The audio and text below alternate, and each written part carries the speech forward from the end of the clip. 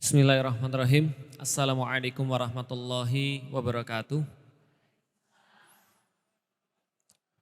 Alhamdulillah, Alhamdulillah puji dan syukur senantiasa kita panjatkan pada Allah Subhanahu wa taala, zat satu-satunya yang berhak untuk menerima puji-pujian daripada manusia.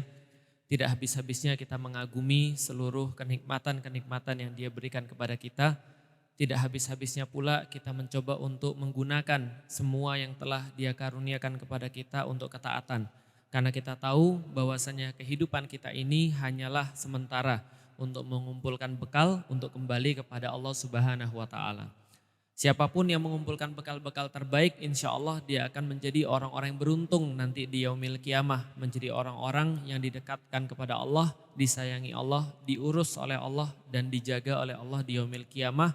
Di mana tidak ada satupun daya dan upaya di yaumil kiamah selain daripada izin Allah Subhanahu wa taala. Kita berdoa senantiasa mudah-mudahan ketika Allah memudahkan kita, Allah membantu kita dalam senantiasa mengingatnya, dalam senantiasa mencoba mendekat kepadanya. Allah membantu kita dengan memberikan kepada kita kawan-kawan yang soleh dan solehah. Allah memberikan kepada kita bantuan berupa kesehatan, kemauan untuk hadir di dalam majelis ilmu. Maka mudah-mudahan pula Allah memberikan kepada kita kemampuan untuk bisa sebelum nanti di akhir hidup kita mengucapkan kalimat La ilaha illallah Muhammadur Rasulullah. Mudah-mudahan sebagaimana kita dihidupkan dengan baik, kita pun dimatikan dengan baik. Mati husnul khatimah. Amin. Salat dan salam semoga tercurah dan terlimpahkan kepada baginda Nabi besar Muhammad sallallahu alaihi wasallam. Manusia yang menjadi contoh daripada manusia-manusia yang ada setelahnya. Manusia yang dibanggakan oleh para nabi dan menjadi pemimpin daripada para nabi. Sungguh sangat merugi orang-orang yang tidak mengetahui tentang beliau. Karena terkumpul seluruh kebaikan-kebaikan lisan dan juga kebaikan-kebaikan perbuatan kepada beliau sallallahu alaihi wasallam. Pada beliau terdapat banyak sekali akhlak-akhlak mulia dan kita memohon kepada Allah andaikan kita bisa meneladani satu saja akhlak beliau, maka tentunya ini sudah menjadi sebuah hak bagi kita untuk dekat kepada Rasul nanti di yaumil kiamah. Ada orang yang meniru Rasul dari kelembutannya, ada orang yang meniru Rasul dari kecerdasannya, ada orang yang meniru Rasulullah dari misalnya perhatiannya, ada orang-orang yang meniru Rasulullah dari bijaksananya dan seterusnya.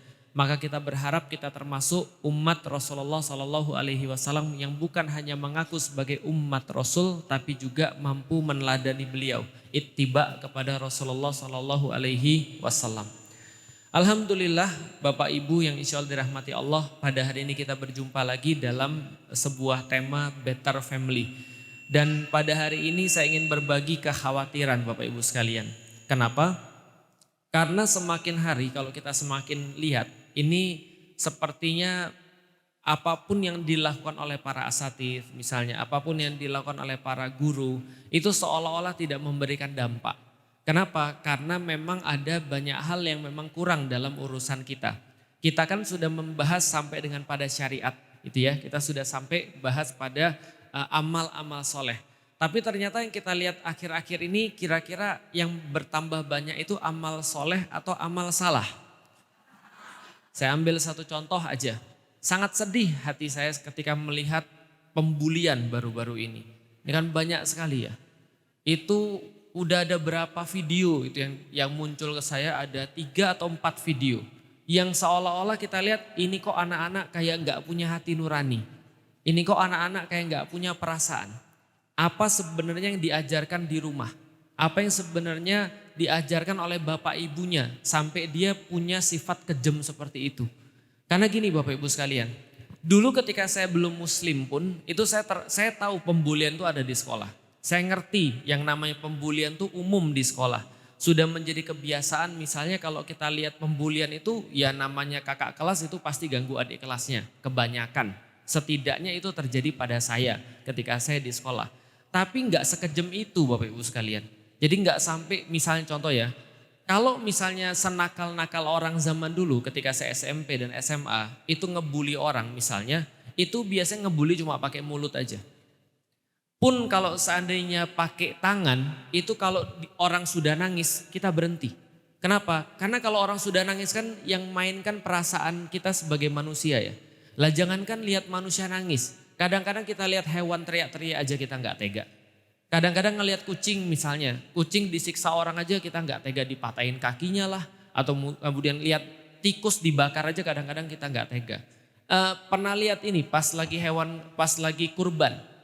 Hewan kurbannya terus nangis.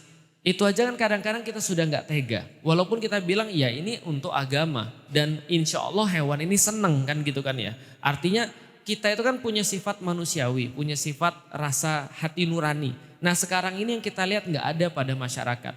Nah kenapa bisa begitu? Ini mau yang saya bahas Bapak Ibu sekalian. Jadi gini ya. Tidak dipungkiri. Di dunia ini ada banyak agama. Ada banyak agama. Dan agama yang terbesar di dunia saat ini dua. Satu Kristen, apakah itu Kristen Katolik atau itu Kristen Protestan.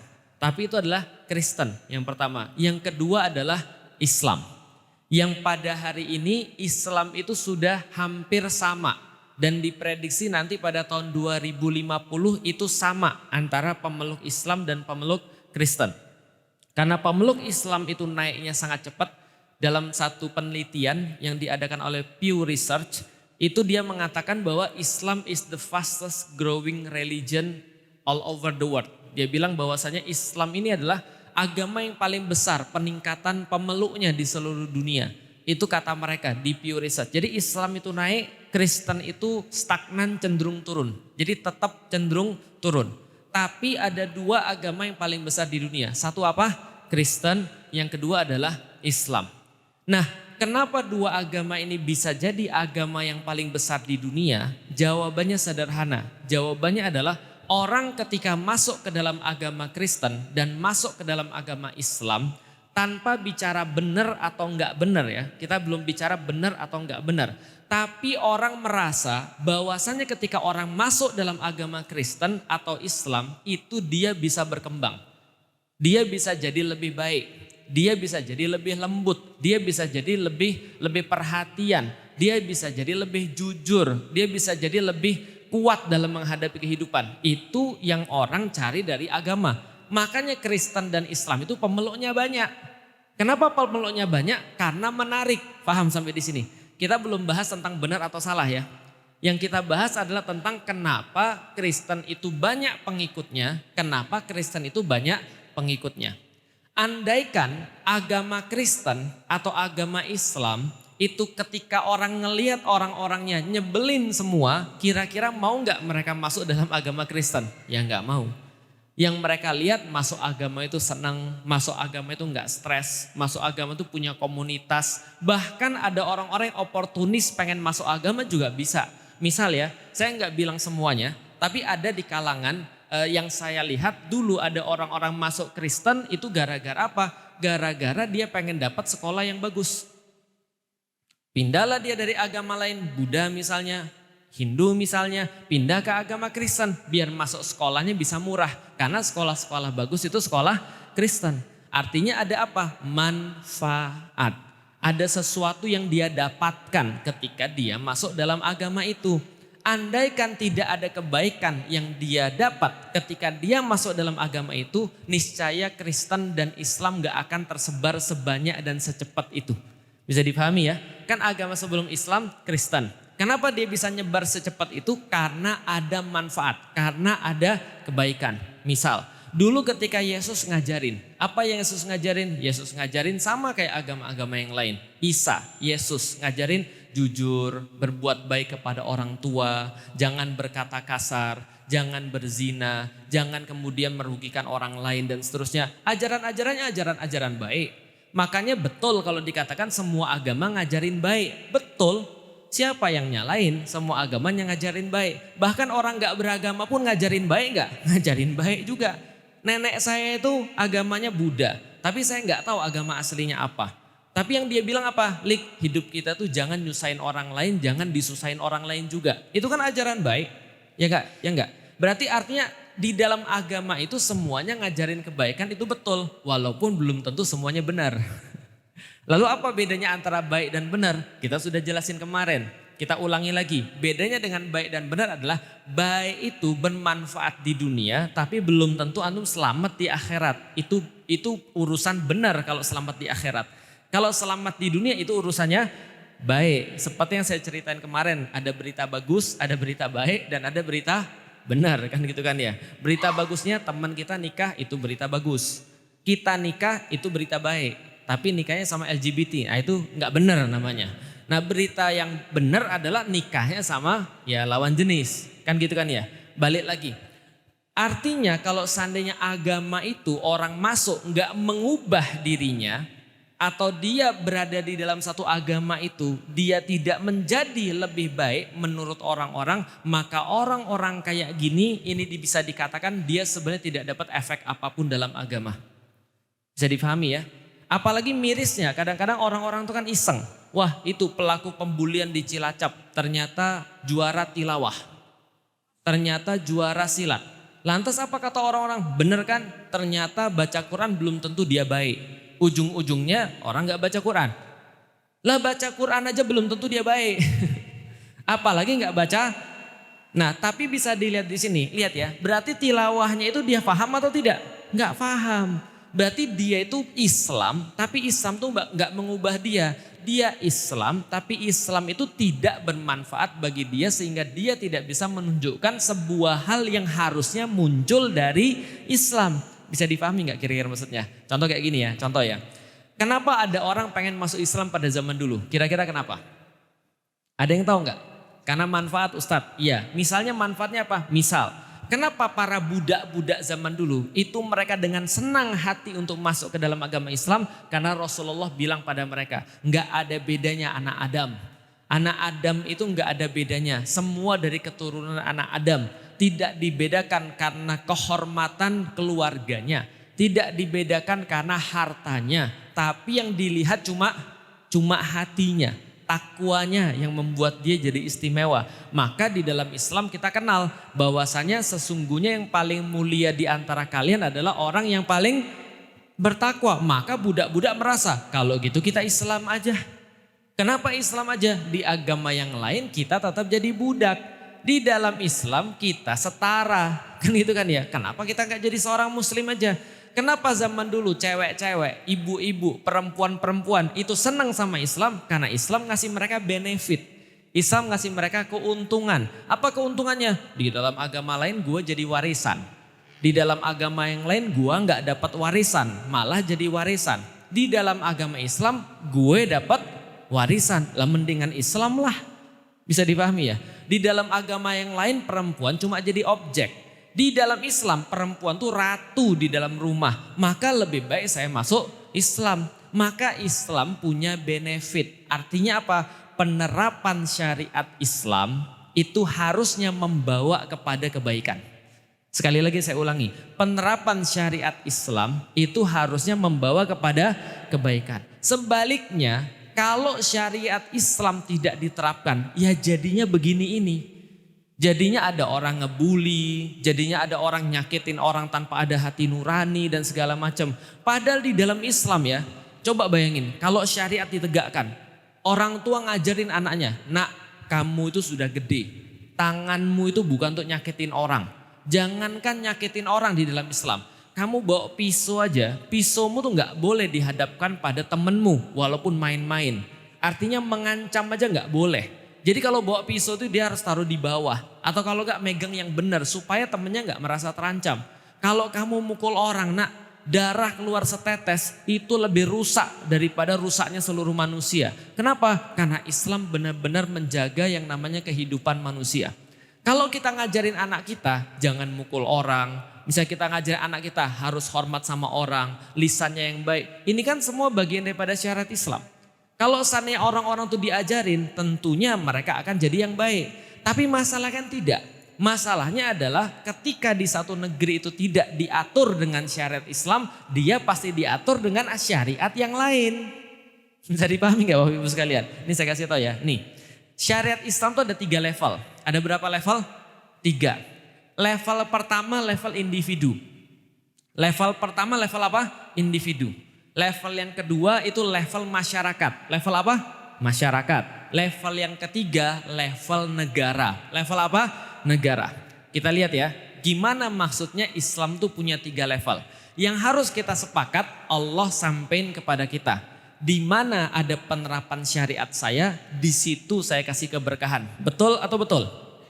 Contoh paling sederhana, diri sendiri. Contoh ya, kita bahas yang pertama dulu, diri sendiri. Ibu dan bapak, yakinlah bahwasanya syariat itu adalah kebaikan buat diri kita sendiri.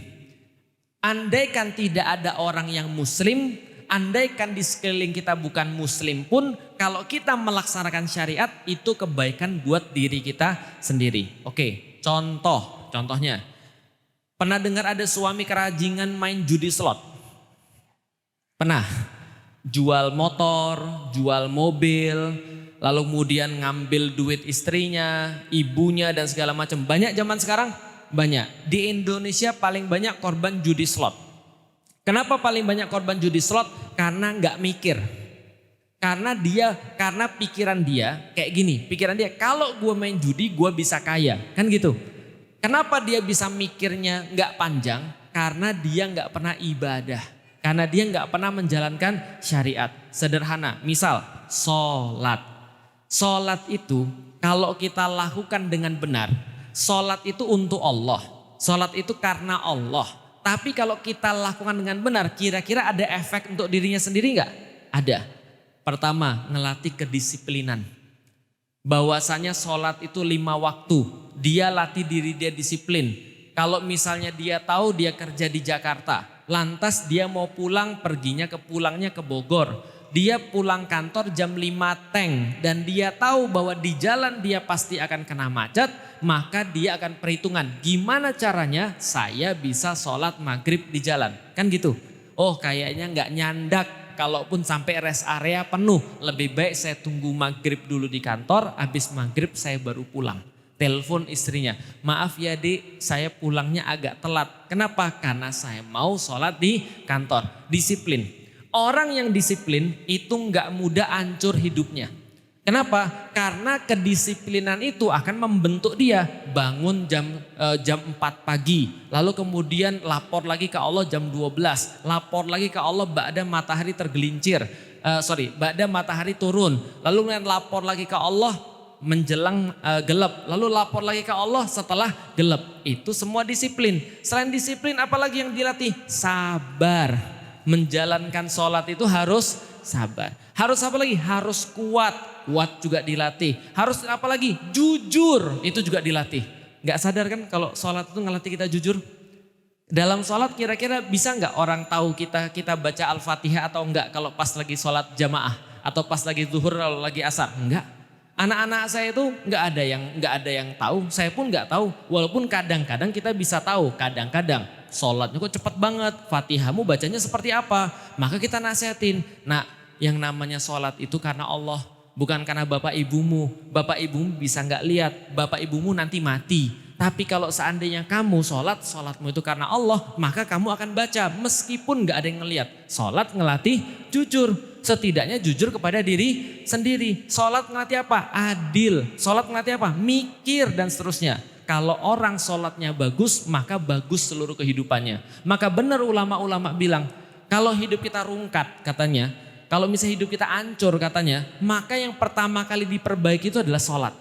Itulah kenapa sholat itu akan dihisap pertama kali di yaumil kiamah. Karena kalau orang hancur sholatnya pasti hancur hidupnya. Karena sholat itu sudah yang terakhir. Yang terakhir kita andelin itu adalah sholat. Lah kalau sholatnya sudah hancur, gimana dia mau bertanggung jawab pada hal-hal yang lain? Tapi dibahas, Ustadz kalau itu orang kafir gimana? Nah itu pembahasan kemarin, sudah terus kita bahas. Kalau orang-orang kafir beda indikasi. Orang-orang kafir itu dikasih oleh Allah banyak hal-hal dunia supaya dia nggak dapat akhirat. Tapi kalau kita sudah muslim, yakin dengan Allah, kita tahu bahwasanya sholat itu pasti akan berpengaruh dalam kehidupan kita. Contoh lagi, puasa. Apa yang puasa latih? Harapan. Apalagi kedisiplinan, keras hati, dia mau tanggung jawab, itu juga puasa. Contoh, itu ada universitas di Amerika namanya Yale University. Dia meneliti bahwasanya orang-orang yang sanggup menahan untuk memuaskan hawa nafsunya untuk sesuatu di masa depan, maka hidupnya lebih sukses. Bingung? Nih saya kasih tahu. Penelitian di Amerika tuh begini, sederhana. Dia bilang gini, anak-anak dikasih permen yang mereka suka. Namanya marshmallow, tahu marshmallow? Nah, itu dikasih anak-anak sana kan suka semua. Nah, mereka dikasih sekotak marshmallow, lalu bilang begini, silahkan boleh dimakan. Tapi kalau kamu mau nunda makan selama 2 jam, kamu dapat 2 kotak. Gimana? Kira-kira anak-anak tuh mau nggak? Itu ditaruh di depannya, ada yang ngeliatin terus, dibuka dikit. Ini banyak di YouTube penelitiannya. Dibuka dikit, tutup lagi, udahlah nggak mau. Lalu kemudian dibuka dikit, ada yang dicoel, dijilat gitu kan ya. Tapi nggak mau, kenapa? Bayangin yang 2 kotak. Ada anak yang makan, ada anak yang nggak makan. Ternyata Bapak Ibu sekalian, penelitian mereka menunjukkan anak-anak yang bisa ngendaliin dirinya sendiri, gak makan saat itu dengan janji dia akan dapat 2 kali lipat, maka dia lebih sukses dalam kehidupan dia. Kenapa? Dia bisa menunda kenikmatan, bisa ngontrol diri. Bisa dipahami ya? Syariat itu kan semuanya kan adalah sebuah cara untuk ngontrol diri. Benar gak? Semua syariat yang Allah berikan kepada kita itu cara untuk ngontrol diri kita. Lah kalau manusia tidak bisa ngontrol dirinya sendiri, ya gak ada bedanya sama hewan. Bisa dipahami gak Ibu sekalian? Maka perilaku-perilaku yang kita lihat, yang kita kesel lihat kayak pembulian itu, ya itu kan sama, itu kan perilakunya hewan. Hewan aja gak kayak gitu. Gitu kan ya. Nah ini kan perilaku yang gak manusiawi, kenapa? Gak bisa ngontrol diri.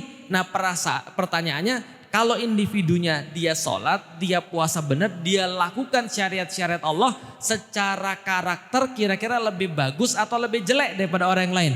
Lebih bagus. Nah ini pengaruhnya syariat bagi kemudian individu. Artinya kita harus yakin syariat itu kalau diterapkan pasti akan memberikan kebaikan. Hanya saja penerapan syariat ini beda-beda. Seperti yang saya bilang, ada individu, ada kemudian masyarakat, ada kemudian negara. Sekarang kita ambil kasus bullying. Kita ambil kasus bullying. Secara individu, gimana caranya agar kita bisa menghentikan pembulian di tengah anak-anak? Menurut Bapak Ibu gimana? Ya dikandani, dinasehati. Betul nggak? Nak, gini loh nak. Yang namanya dipukul itu nggak enak. Sakit dipukul itu. Coba kamu lihat, ada orang-orang disiksa, liatin videonya. Ada orang-orang, kamu kesian nggak sama orang kayak gini? Terus kita bawa dia ke anak yatim misalnya. Coba kamu santuni dia, kasih dia makan. Seperti apa wajah senengnya? Itu orang-orang bisa berubah. Kenapa? Karena dia diterapi. Dia diterapi ngelihat orang seneng, dia seneng. Ngelihat orang sakit, dia sakit. Maka orang-orang kayak gini bisa diterapi. Pertanyaan saya, berapa orang yang bisa kita terapi? Berapa orang yang bisa kita terapi? Karena anak-anak kayak gini kan gak mungkin dipukulin juga. Lah kalau misalnya kita ngeliat kayak gitu kesel, tiba-tiba kita datang, kita dengkulin juga. Ya dia juga sama. Dan kita juga sama jadi kayak dia. Artinya gak merubah. Yang merubah kan harus dididik secara pribadi. Secara pribadi kita didik, itu gak banyak orang. Sebagaimana ibu-ibu kajian datang ke kajian saya, ya cuma segini-gini aja. Orang Indonesia ada 270 juta. Masalahnya tiap hari beranak kan itu kan ya. Nah maka tidak bisa syariat ini hanya diterapkan secara individu. Sholat nak, sabar nak, puasa nak, itu cuma individual. Maka ada syariat yang diterapkan dalam masyarakat. Maka masyarakat itu juga nanti dibebankan kepada penjagaan terhadap kemungkaran. Misalnya apa? Masyarakatnya mengawasi, lalu kemudian melihat kayak di Cilacap kemarin ketika ditangkap semua kampung terus kemudian ribut, ngebully dan segala macam. Itu termasuk bagian daripada amar ma'ruf nahi munkar. Bahwa masyarakatnya harus ribut, masyarakatnya harus merasa nggak suka. Anda punya tetangga Anda punya kos-kosannya itu diisi cowok dan cewek. Terus Anda diem aja, itu namanya masyarakatnya nggak jalan. Anda punya kemudian satu kompleks itu di depannya jualan minuman keras. Anda diem aja, itu kemaksiatannya jalan. Itu individu, nggak bisa. Coba misalnya ada orang jual khamar misalnya. Di depan Panduraya misalnya, Felix Show datang sendiri. Terus kemudian, hentikan penjualan ini, saya yang berhenti hidup. Paham Bapak Ibu sekalian? Lah karena individual aja nggak bisa, maka harus pakai kekuatan jamaah, harus pakai kekuatan masyarakat. Karena nahi munkar itu, keburukan itu bisa dihilangkan dengan penerapan syariat secara berjamaah. Bisa difahami sampai di sini. Tapi jamaah saja apakah cukup? Enggak, makanya Allah itu ngasih yang ketiga, bahwasanya syariat itu juga wajib diterapkan oleh negara. Negara ini kalau nerapin syariat beres semuanya. Lah kenapa beres semuanya? Karena dia yang menerapkan itu yang besar, yang bisa memaksa sifatnya. Misal contoh ya, kita lihat kalau kasus pembulian ini, gimana caranya negara kita ini nyelesain kasus pembulian? Gimana cara nyelesain kasus pembulian? Orangnya ditangkap. Orangnya ditangkap. Berubah atau enggak? Dari dulu itu pembulian sudah ada. Semakin banyak ini videonya. Orang-orang ditangkap semuanya. Tapi apakah berubah? Enggak. Kenapa? Karena negara enggak menghilangkan penyebab kerusakan itu. Apa penyebab kerusakan itu? Tayangan-tayangan enggak bertanggung jawab. Lalu kemudian orang tua yang tidak dibina. Mereka sibuk soalan yang lain, radikalisme, toleransi. Yang penting kita bisa baik dengan agama yang lain dan segala macam. Tapi ini loh, orang-orangnya ini nggak dibina karakternya seperti apa. Revolusi mental yang dimaksud seperti apa? Mental yang direvolusi, mental yang mana? Ini orang-orang makin parah ini. Ini orang-orang nggak suka main persekusi, nggak suka larang, nggak suka pukul. Ini kan yang dikembangkan zaman sekarang dan dibiarkan. Nah, ketika dibiarkan ini muncul bibit-bibit yang kayak gini. Makanya kalau kita lihat harusnya pemerintah ini besar sekali fungsinya. Ustadz kok nggak suka banget sih sama pemerintah, kok nyalain pemerintah terus? Bukan nyalain pemerintah. Ini ngejelasin bagaimana syariat Islam itu diterapkan. Karena di zaman Rasulullah negara itu memberikan sebuah peran yang sangat besar untuk menghilangkan yang namanya kemaksiatan. Sekarang saya mau nanya Bapak Ibu sekalian. Sekarang nih pembulian itu baru satu kasus. Tahu kasus yang lebih parah Bapak Ibu sekalian? Perzinaan. Itu yang paling parah. Zaman sekarang di kalangan anak-anak muda. Kenapa perzinaan parah sekali? Karena ini banyak sekali. Perzinaan, pornografi ini luar biasa di Indonesia. Lah kenapa? Karena dibebaskan untuk dapat materi-materi pornografi. Gak percaya? Coba bukalah TikTok coba. Coba scroll dikit tuh Instagram. Kalau enggak kita dapat ya kayak gitu-gitu. Pertanyaannya kalau orang lihat, ngomong-ngomong tahu nggak yang saya maksud? Tahu nggak sih yang saya maksud? Orang-orang joget-joget, seksi. Laki-laki kalau dia masih normal itu pasti dia akan naik syahwatnya. Kalau ngeliat yang kayak gitu-gitu. Dan yang buat itu sudah ngerti banget bahwa apa yang mereka lakukan itu akan menarik laki-laki. Itu memicu kepada apa? Memicu kepada perbuatan-perbuatan asusila. Orang-orang melakukan perbuatan asusila dibiarin. Orang-orang melakukan hal-hal yang buruk dibiarin. Nah ini problematika. Kenapa? Karena syariatnya nggak ditegakkan. Kalau syariatnya ditegakkan semuanya beres. Contoh, gimana Islam menegakkan syariat? Misal di bidang perzinaan. Nanti kita bahas pembulian. Gimana di bidang perzinaan? Mulai dari awal. Mulai dari awal kehidupan laki-laki dan wanita dipisah. Laki-laki aktivitas laki-laki, perempuan aktivitas perempuan. Kalau andaikan ada sesuatu yang bercampur baur, maka nanti ada yang mengingatkan ini bukan aktivitas yang bagus gitu kan ya. Maka kos-kosan gak akan dibolehin kos-kosan campur di dalam Islam. Wah itu kolot banget, kolot dari mananya gitu kan ya. Yang ngomong kolot pengennya apa? Pengennya asik-asik kan gitu. Lalu kita tanya, apa untungnya? Kenapa kamu kosnya harus nyampur? Ya supaya kita bisa untuk ya itulah. Apalagi coba alasannya? Kenapa zaman dulu ya Allah ratusan tahun orang-orang baik-baik saja kosannya tuh dipisah. Gitu kan ya? Tiba-tiba sekarang kos-kosan harus dicampur. Kos-kosan boleh dicampur. Kalau kos-kosan dicampur ya itu terjadi segala sesuatu yang kita inginkan bareng-bareng sebagai anak kos-kosan. Betul?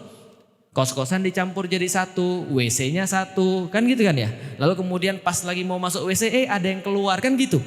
Itu baru kecelakaan satu, belum kecelakaan yang lain. Ustadz kok tahu sih? Saya kan pernah mahasiswa. Dan saya kan tahu cerita teman-teman saya yang nyari kos-kosan campur. Bisa dipahami sampai di sini. Tiba-tiba kos-kosan itu ada sendal cewek di depannya, dibiarin aja masuk satu kamar. Masa di dalam dia main catur? Paham Bapak Ibu sekalian? Kan gak mungkin. Makanya Islam sudah ngatur dari awal. Kehidupan wanita dan laki-laki terpisah. Kalau kamu suka sama dia silahkan nikahi dia. Lalu Islam kasih aturan lagi. Pertama, tidak boleh bercampur antara satu sama lain. Yang kedua, kalau ada yang ketahuan melakukan zina, itu hukumannya lumayan tuh. Bagi yang belum nikah, maka dia dicambuk 100 kali. Dan itu harus di live streaming. Paham Bapak Ibu sekalian? Ya Felix ya dicambuk 100 kali, live streaming. Nah itu yang nonton bisa seluruh dunia tuh. Terus orang lihat, wah nggak enak ya dicambuk ya 100 kali ya. Wah takut aku. Kenapa? Orang mikir ribuan kali. Kayak ibu-ibu nakut-nakutin anak-anak. Kalau nggak mau tidur nanti tangkap polisi. Apa hubungannya kan itu kan ya. Lama-lama lihat polisi dia takut kan itu kan ya. Lah tapi kan takut ini penting untuk mengajarkan orang. Paham nggak sampai di sini? Orang-orang yang bisa gebukin orang, yang bisa zina karena dia merasa nggak ada masalah. Coba kalau dia lihat ada orang-orang yang mendapatkan akibat daripada perbuatannya. Itu kalau anak-anak muda bilang new fear unlock kan itu kan ya. Ketakutan ini mulai kelihatan. Kayak kemarin misalnya, saya lihat di Instagram ada maling, lalu kemudian ketangkep. Ketangkepnya dikunci di rumah. Karena dia malingnya di rumah ketangkep, terus dimasukin ular di dalamnya. Nah, itu kan bagus tuh. Paham nggak maksudnya? Itu kan bagus. Biar orang tahu kalau kamu maling ini jadinya begini. Tapi Islam kan nggak sekejam itu. Kan itu kan ya. Maka kalau maling nanti akan diadili sesuai dengan apa yang dia maling. Tapi balik lagi ke perzinahan. Apa? Kalau ada orang yang dia zina sebelum nikah dia akan dicambuk. Kalau sudah nikah dirajam. Apa itu dirajam? Dipendem terus dilempar batu. Di live streaming juga. Ustadz serem Ustadz. Ya nggak apa-apa kalau nggak mau nonton. Berarti yang penting dia tahu bahwasanya itu loh kemarin ada orang yang zina di live streaming. Tapi sampai dirajam, paham sampai di sini. Tapi lihat hasilnya. Kenapa Allah katakan fil kisosi hayatun? Kenapa Allah katakan sesungguhnya di dalam kisos, dalam hukum kisos ada kehidupan karena Bapak Ibu sekalian. Orang mulai meremehkan darah orang mulai meremehkan kehormatan orang lain, orang mulai meremehkan harta orang lain ketika tidak ada konsekuensi. Paham ya? Ketika tidak ada konsekuensi atau tidak ada yang dia lihat yang membuat dia tuh khawatir, maka dia lakukan aja. Ini cara ngajar anak paling mudah. Lihat ya, anak-anak keluar sore, pulang malam, ibu biarin, pulangnya jam 9, ibu biarin. Namanya juga anak-anak, besok dia pulang jam berapa? 9:30. Ibu biarin lagi, ya namanya juga anak-anak. Besok dia pulang jam berapa? Kalau dibiarin lagi, dia pulang jam berapa lagi? Jelas sampai di sini bahwa konsekuensi itu penting. Jadi menjelaskan konsekuensi itu penting. Orang berbuat buruk ada konsekuensinya, berbuat baik ada konsekuensinya. Itu cara yang paling mudah untuk ngatur anak-anak. Cara paling mudah untuk ngatur manusia. Kalau kamu taat ada konsekuensinya. Kalau kamu nggak taat ada konsekuensinya. Ternyata apa yang terjadi? Ibu-ibu sekalian, lihat ya. Ada satu kabupaten di Bulakamba namanya, itu di daerah Brebes. Itu dulu pernah diterapkan level camat kalau nggak salah. Kalau nggak level bupati, saya lupa. Diterapkan bahwasannya orang itu kalau pergi untuk menghadiri acara-acara formal pejabat itu tidak perlu pakai sanggul. Tidak perlu pakai apa? Sanggul, cukup pakai kerudung saja. Itu bapak-bapaknya langsung bilang, wah kami ini sekarang senang banget. Kenapa? Biasanya kalau ibu-ibu sanggulan itu nunggunya berapa lama, gitu kan ya? Jam-jaman, belum lagi riasannya. Itu kira-kira bapaknya senang atau tidak? Yang kedua, dilarang minum khamar, dilarang minum minuman keras. Itu ibu-ibunya yang senang. Kenapa? Ada bapak-bapak yang secara individu kita nggak bisa ngingetin dia. Yang secara masyarakat mau ngingetin gimana? Orang dia pejabat misalnya. Tapi ketika hukum negara tidak boleh khamar, maka dia tidak bisa khamar dan tidak tersedia khamar sama sekali. Akhirnya yang menurun apa? Angka perzinaan menurun, angka kriminalitas menurun. Di Jepang, di Amerika, di Inggris sekarang menggunakan aturan itu. Pembatasan terhadap khamar untuk menurunkan angka kriminalitas. Walaupun mereka nggak bisa menghapuskan. Kenapa? Ya karena mereka bukan Islam. Paham sampai di sini? Intinya manusia itu fitrah. Kalau manusia itu fitrah, dia diterapkan aturan Allah, nggak ada masalah. Itu baru perzinaan, pornografi nggak ada. Lalu kalau orang-orang mau menikah dipermudah, kurang istri satu boleh tambah bagi yang mampu tentunya gitu kan ya. Bagi yang nggak nekat ya kayak saya. Nah lalu kemudian apalagi yang membuat dia bisa berzina? Lah nggak ada yang membuat dia bisa berzina. Zaman sekarang bisa berzina mudah banget ibu-ibu dan bapak-bapak sekalian. Sekantor gitu kan ya. Sudah tahu ada orang-orang kantor berzina? Kenapa orang bisa zina? Witing tresno jalaran soko kulino. Orang-orang bisa muncul cinta kan gara-gara bersama-sama. Sudah tahu dia cewek, sudah tahu kamu cowok. Dia bening pula walaupun istri orang. Kan gitu kan ya. Satu kantor, sekretaris pula ya udahlah. Mau gimana lagi? Kita yang nyiptain kondisi kayak gitu. Kan gitu kan ya. Kadang-kadang kita tuh ngumpanin diri sendiri. Kenapa? Karena nggak mau menjalankan syariat. Pembulian seperti apa? Saya sudah jelasin tadi. Pembulian dari awal sudah disediakan tempat yang bagus. Jadi gini ya ibu-ibu dan bapak-bapak sekalian. Laki-laki itu akan jadi laki-laki. Sekali lagi, laki-laki itu akan jadi laki-laki. Maka dia akan punya sifat-sifat kejantanan. Ketika dia berlatih kayak gitu itu bagus, tapi jangan orang yang dipukulin. Nah Pak, pertanyaannya bagaimana ini disalurkan? Gitu loh maksudnya, disalurkan lewat olahraga, disalurkan lewat apa dan segala macam. Itulah di dalam Islam, pendidikan tuh ada namanya pendidikan futuwah, pendidikan kekesatriaan. Itu ada pendidikannya di dalam Islam. Dan itu terkait dengan apa? Terkait dengan syariat. Pendidikan kekesatriaan itu apa? Lihat ya Bapak Ibu sekalian. Dulu Rasulullah Shallallahu Alaihi Wasallam ketika mendidik para pemuda, yang pertama kali dididik adalah keyakinannya kepada Allah.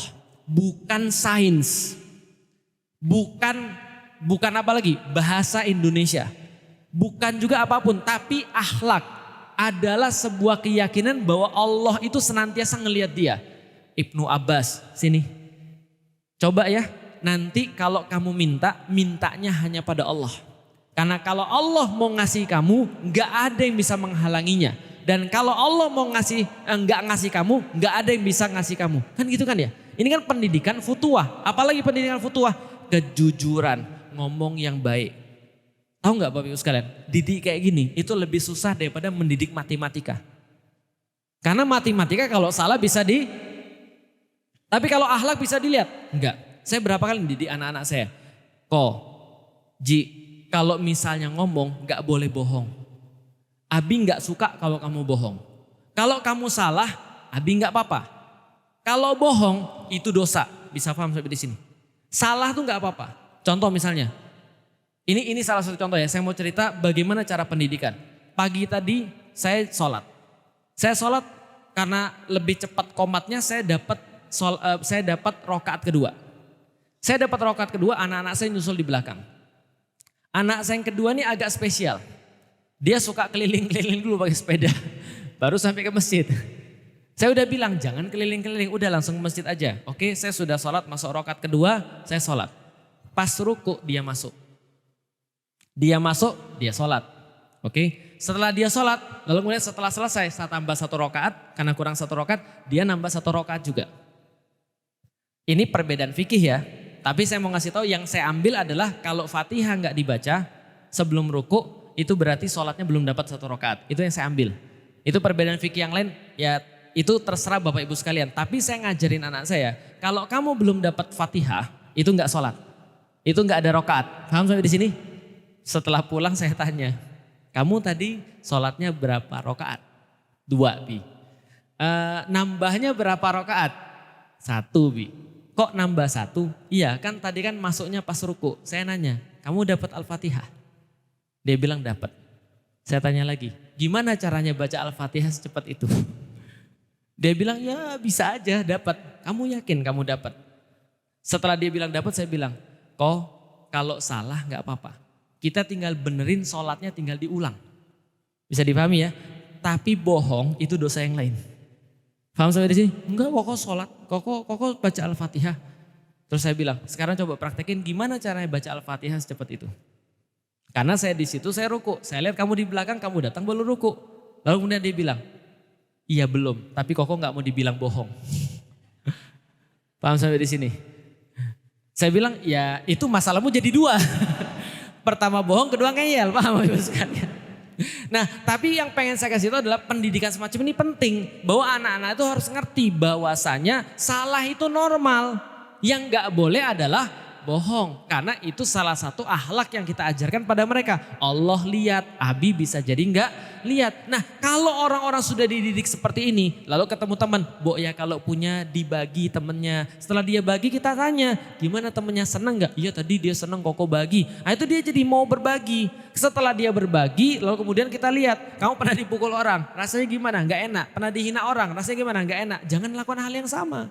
Walaupun kadang-kadang namanya anak-anak, gak seperti matematik. Hari ini kita ngomongin 2 jam lagi dia hina orang. Gitu kan ya. Tapi gak apa-apa, itulah gunanya pendidikan. Nggak cuma di rumah, nggak cuma di sekolah, nggak cuma dimanapun masyarakat, semua itu kalau diterapkan syariat Islam itu bisa kejadian. Nah kalau kejadian ditangkap ada orang yang ngebully, kalau saya yang jadi kemudian yang nangkap langsung saya kirim ke Palestina tuh. Yuk silakan praktek tadi jurusnya kan itu kan ya. Enggak. Kalau ada yang ketangkap terus gimana? Tadi yang sudah saya sampaikan. Pertama ada pembinaan individu. Yang kedua kita jadi tahu masyarakat itu ada masalah apa. Dilakukan pembinaan lagi. Lalu kemudian kita tahu negaranya harus menerapkan hukum apa. Sensor hal-hal yang gak bermanfaat. Ngomong-ngomong itu film-film kayak ganteng-ganteng sering gila itu kan ada berantemnya juga ya. Iya kan ya. Sehingga kepikir orang apa? Oh jantan itu naik motor gede ya. Naik motor gede, turun, gebukin orang demi cewek. Cupu banget. Ribut gara-gara cewek, ya Allah. Tapi pernah gak sih ada yang ngasih tahu dia definisi keren itu kayak apa? Definisi keren tuh ya, tuh lihat Zubair bin Awam. Zubair bin Awam itu ya masih kecil pedang aja lebih tinggi daripada dia. Tiba-tiba datang seret-seret pedang, ya Rasulullah saya mau ikut jihad. Kenapa? Karena dia mau membela Rasulullah. Saya nggak mau nih lihat orang-orang kemudian diem-diem aja. Dia ngelihat Rasulullah dihina, pulang rumah bawa pedang. Siapa tadi yang menghina Rasulullah? Pedangnya itu diseret, bisa dipahami Bapak sekalian. Ya kita tahulah dia nggak akan mungkin bisa mengayunkan pada saat itu. Tapi lihat mental-mentalnya ini. Mental-mentalnya adalah dia terganggu ketika melihat ketidakadilan. Dia terganggu ketika ngelihat ada orang itu kesulitan. Musa itu selalu terganggu melihat kesulitan. Pertanyaannya berapa banyak ini cerita-cerita masuk ke dalam kepala anak-anak ini. Terus terang ketika melihat anak-anak kayak gini saya merasa sedih. Kayak dakwah tuh gagal Bapak Ibu sekalian.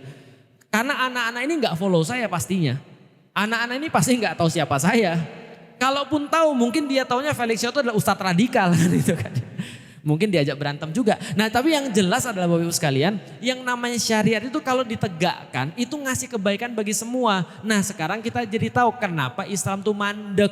Jangan-jangan individu kita aja belum menerapkan syariat.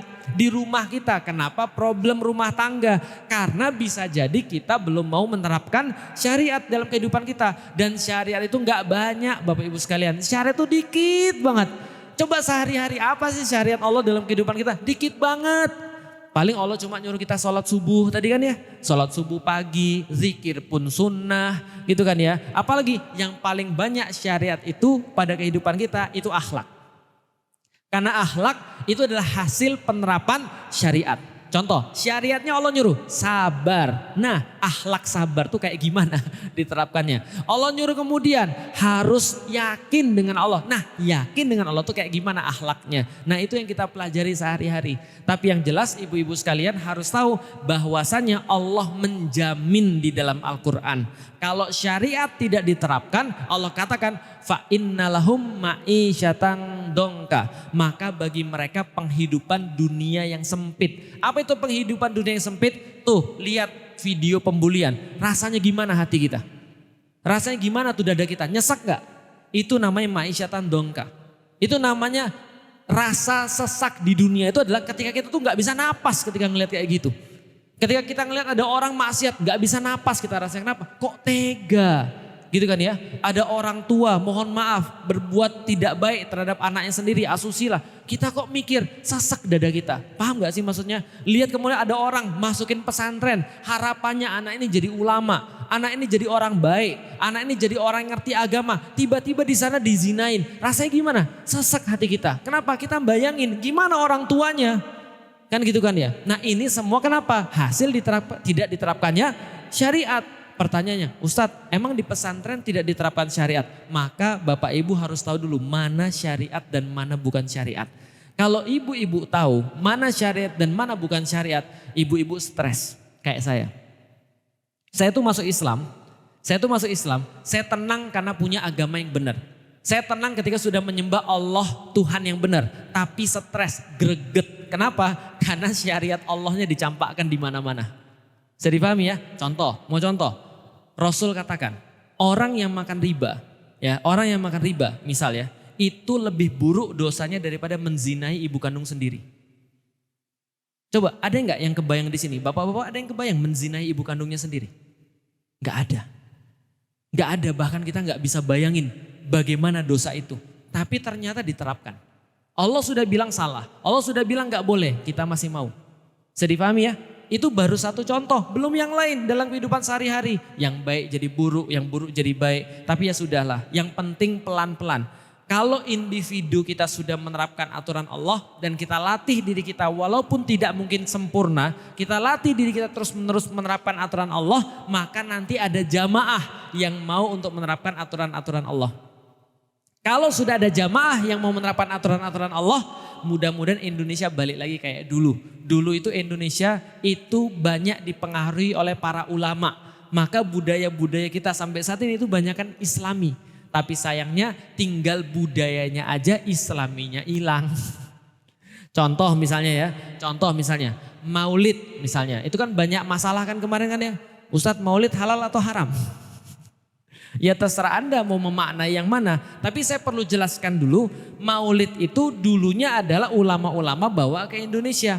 Dibuat jadi budaya supaya orang itu ngerti tentang Rasulullah. Dibacainlah kisah hidup Rasulullah, dibacainlah perangai Rasulullah kayak apa, akhlak beliau kayak apa, sirah beliau disampaikan. Kurang dari Barzanji, ditambahin kemudian dengan kajian, ditambahin dengan ceramah dan segala macam. Sehingga orang jadi cinta dengan Rasulullah. Sekarang tinggal budayanya saja, sedangkan yang datang dengerin itu cuma sekedar ya dengerin doang. Tapi dia nggak ngerti Rasulullah. Persis kayak anak tadi yang ngebully orang padahal ahli tilawah. Bisa dipahami Bapak Ibu sekalian. Maka syariat itu harus tahu. Contoh lagi misalnya, syariat yang lain yang sering dikatakan orang-orang.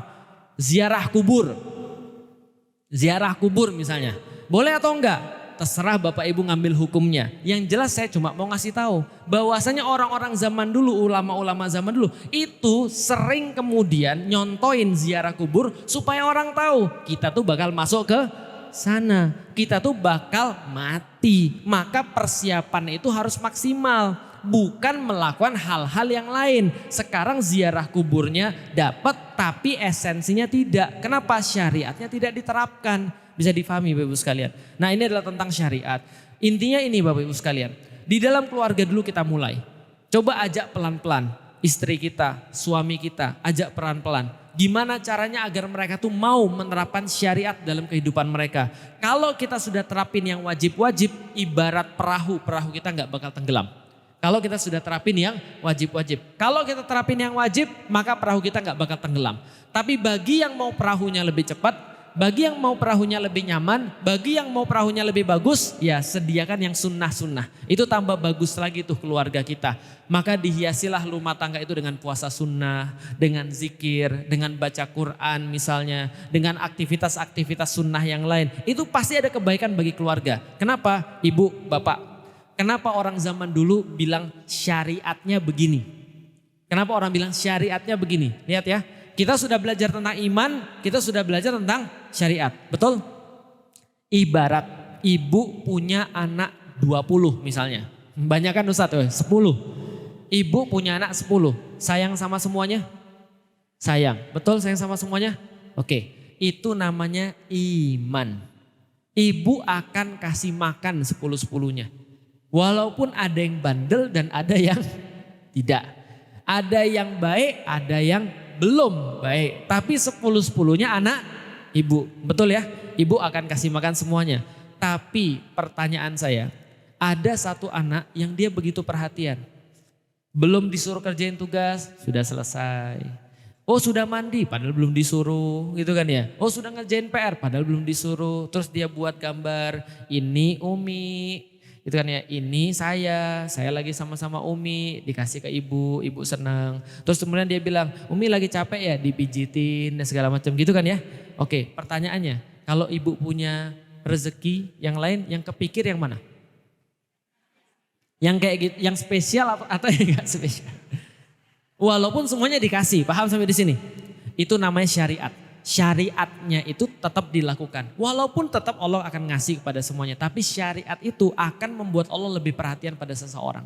Nah maka kalau kita pengen disayang sama Allah, ya caranya begitu. Mijitin Allah Ustadz, bukan. Itu kan ya. Gambarin Allah, bukan. Maksudnya itu adalah membuat gimana caranya Allah tuh perhatian sama kita. Dan Allah udah kasih tahu. Allah kasih tahu apa? Hamba-hambaku senantiasa melakukan kewajiban kepadaku sampai aku ridho kepada dia. Jadi kalau kita melakukan kewajiban, Allah ridho kepada kita. Lantas dia menambah-nambahnya dengan ibadah-ibadah tambahan, sunnah. Sehingga aku mencintainya. Nah kalau sudah mencintainya, nah itu syariat itu cuma jalan aja. Syariat itu cuma syarat aja. Makan Ustaz, syariatnya makan Ustaz. Ya udah gugurin syariatnya aja kan gitu kan ya. Orang kan bilang gitu, syariat itu cuma jalan. Tapi dia sangat penting supaya Allah nurunin kebaikan dalam keluarga kita. Yang buat keluarga kita baik bukan karena kita sholat. Paham ya? Yang buat kita rezekinya banyak bukan karena sholat duha. Yang membuat kita itu lempeng hidupnya dan jauh dari masalah bukan sedekah kita. Bukan, tapi Allah. Semua tadi cuma, paham ya sampai di sini ya. Jadi kalau kita terapin syariatnya, insya Allah pelan-pelan kita ubah masyarakat kita. Nah yang punya anak tuh coba diajak ngobrol. Jangan sampai dia jadi korban pembulian atau malah ngebully orang. Lah masa nanti kita di Masjid Al-Mutakin demo gitu kan ya, gara-gara ada orang membuli. Ya mbok ya dikasih tahu anaknya masing-masing. Pokoknya diajarkan, sabar nak. Gimana cara mendidik anak-anak tadi? Secara individu sudah saya sampaikan. Buat mereka sabar, buat mereka sholat. Tapi mereka harus ngerti esensi sholat.